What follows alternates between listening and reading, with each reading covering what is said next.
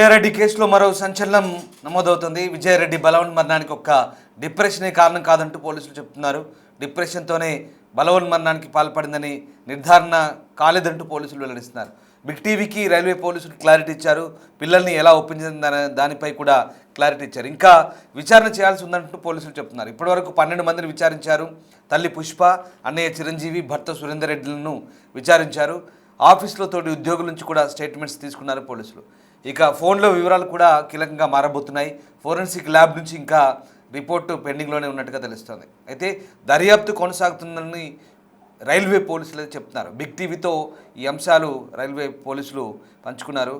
విచారణ జరుగుతున్న తీరు, దర్యాప్తు సంబంధించినటువంటి అంశాలను బిగ్ టీవీ ప్రతినిధి సుజాత రైల్వే పోలీసులతో మాట్లాడారు. ఒకసారి చూద్దాం. 2 తెలుగు రాష్ట్రాల్లో సంచలనం సృష్టించినటువంటి కేసు విజయారెడ్డి సూసైడ్ కేసు.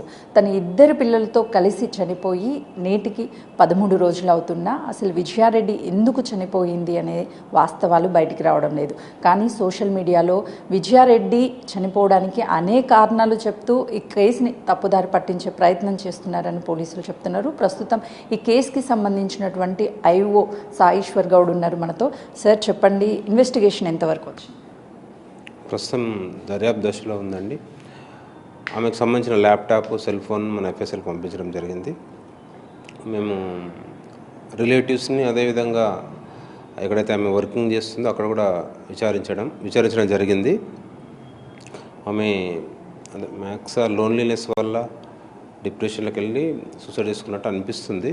ఇంకా ఆధారాలు సేకరిస్తున్నాం. ప్రస్తుతం దర్యాప్తు దశలో ఉంది. తర్వాత కూడా అప్డేట్ చేస్తాం. మొత్తం ఎంతమంది స్టేట్మెంట్ని రికార్డ్ చేశారు? ఎవరెవరి స్టేట్మెంట్ని రికార్డ్ చేశారు? ఇప్పటివరకు ఒక 12 మెంబర్స్ స్టేట్మెంట్ రికార్డ్ చేసినాం. వాళ్ళ బ్రదర్ది, వాళ్ళ మదర్ది, వాళ్ళ హస్బెండ్ది, ప్లస్ వాళ్ళ కొలీగ్స్ ఎవరైతే ముందు అక్కడ మా వాళ్ళు స్పాట్లో విజిట్ చేసినారో ఇమీడియట్గా తెలియగానే వాళ్ళది, ప్లస్ లోకో పైలట్ది, వీళ్ళందరూ స్టేట్మెంట్ రికార్డ్ చేసినాం. సార్, ఇప్పుడు ఆల్రెడీ మీరు ఫోరెన్సిక్కి మొబైల్ కావచ్చు, అదేవిధంగా ల్యాప్టాప్ని పంపించారు. అది రిపోర్ట్ వచ్చిందా సార్? మొబైల్లో ఏముంది, అసలు ల్యాప్టాప్లో ఏముంది? రాలేదండి. ల్యాప్టాప్ కానీ మొబైల్ కానీ ఇంకా రిపోర్ట్ రాలేదు. అది టైం తీసుకోవచ్చు. అది వస్తే మనకు కొంచెం డాటా తెలిసే అవకాశం. అంటే కొంతమేరకు సోషల్ మీడియాలో తనకి ఒక కాంటాక్ట్ నెంబర్ నుంచి పదే కాల్స్ వచ్చాయి. తనని విచారిస్తే అన్ని వాస్తవాలు బయటకు వస్తాయని చెప్తున్నారు. ఫోరెన్సిక్ రిపోర్ట్ రావడానికి టైం బట్టే అవకాశం ఉంటుంది. ఎవరి మీదన్నా మీకు అనుమానంతో వాళ్ళ కుటుంబ సభ్యులు ఏమైనా ఫిర్యాదు చేశారు? లేదండి, అలా ఏం ఫిర్యాదు చేయలేదు. సోషల్ మీడియాలో వస్తున్నాయని కొంతమంది రూమర్స్ని బాగా నమ్మేస్తున్నారు. రూమర్స్ 80% నమ్మడానికి లేదు. మా నుంచి అధికారికంగా అయితే మేము ఎప్పుడు కూడా ఎవరేం చెప్పలేదు. కొంతమంది అదే సోషల్ మీడియా ఇట్లా చేస్తున్నారని చెప్పి వాళ్ళ బ్రదర్ కూడా డిఫర్మేషన్ ఇస్తే వాళ్ళపైన అన్నట్లు అంటుండే. సోషల్ మీడియాలో వచ్చిన వాటి పుకార్లు మాత్రం నమ్మడానికి వీల్లేదండి. వాళ్ళ పిల్లల్ని ఇద్దరిని ఎలా ఒప్పించి ఉంటుంది అని మీ ఇన్వెస్టిగేషన్లో తెలియదు?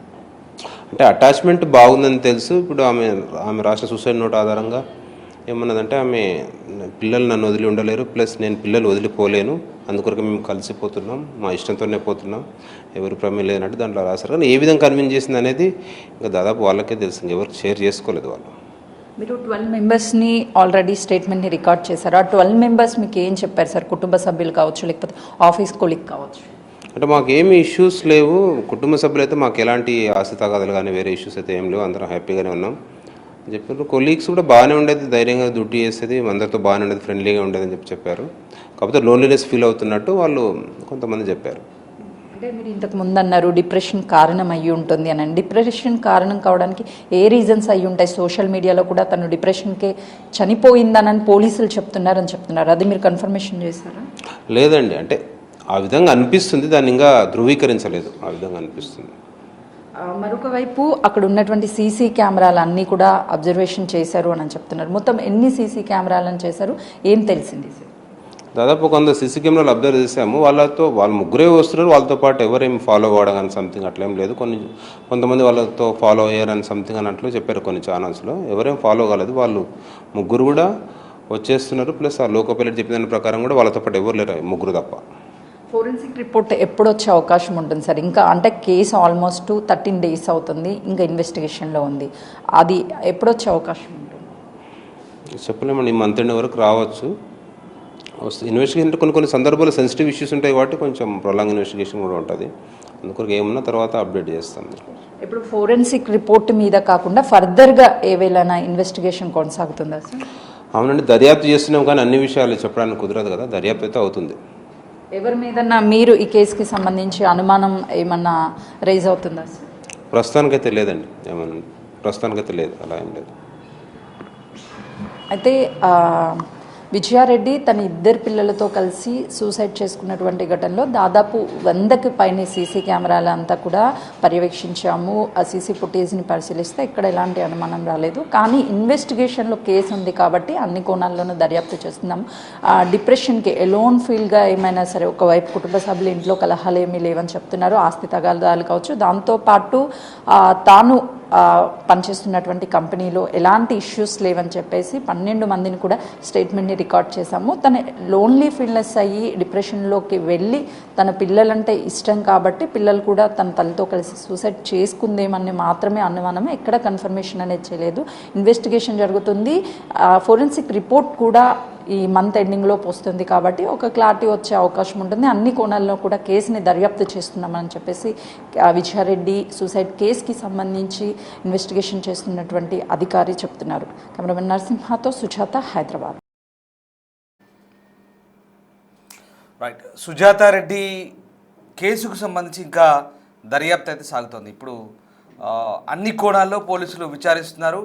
పూర్తి స్థాయిలో విచారణ జరుగుతుందని పోలీసులు వెల్లడిస్తున్నారు. కొలీగ్స్తో మాట్లాడారు, ఇంట్లో వాళ్ళతో మాట్లాడారు, ఆమె ఎక్కడెక్కడ వెళ్ళిందో అన్ని మొబైల్ సీసీ కెమెరాలు ఫుటేజ్ తీసుకున్నారు, మొబైల్ డేటా, ల్యాప్టాప్ ఇవన్నీ కూడా ప్రస్తుతం ట్రేస్ అవుట్ చేసే పనిలో ఉన్నారు పోలీసులు. చేశారు ఆల్రెడీ, ఇంకా చేస్తున్నారు.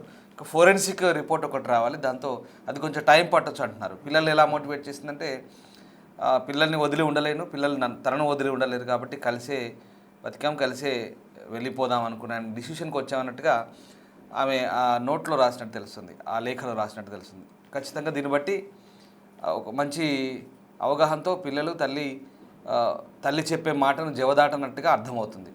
ఇది క్లియర్. తర్వాత ఎందుకు ఆ నిర్ణయం తీసుకున్నారనేది ఇంకా ఆ వివరాలు వెల్లడి కాలే, కానీ తల్లి చెప్పిన మాటలు మాత్రం తూచా తప్పకుండా పాటించారు, ఫాలో అయ్యారనేది అర్థమవుతుంది. అండ్ అలాగే చాలామంది ఆఫీస్లో మాట్లాడారు, ఇంట్లో వాళ్ళతో మాట్లాడినప్పుడు ఎలాంటి సమస్యలు లేవు. ఇది రొటీన్, ఇది 10, 15, 12 రోజులు, 13 రోజుల నుంచి మనకు తెలుస్తున్న అంశాలు ఇవన్నీ కూడా. సో ఎక్కడ ఏ ఆధారము సరైన క్లారిటీగా లేదు, క్లియర్ కట్గా లేదు. మరీ లోతుగా దర్యాప్తు జరుగుతున్న తీరు గురించి అడిగినప్పుడు విచారణ అధికారి చెప్తున్నారు ఏంటంటే, దర్యాప్తు జరుగుతున్నది, అదంతా కూడా త్వరలో వివరాలు తెలుస్తాయి, ఏం జరుగుతుందో, ఎలా జరుగుతుందో, ఏం వివరాలు వచ్చాయో అన్నీ చెప్పడానికి కుదరదు అంటున్నాడు. వీ అప్రిషియేట్ హిమ్ డెఫినెట్గా. సో అధికారి చెప్తున్న మాటలు కూడా మనం సమర్థించాల్సింది, ఎందుకంటే ఏం జరుగుతుందో, ఎలాంటి అంశాలు ఉన్నాయో కూడా అన్నీ చెప్పడానికి కుదరదు.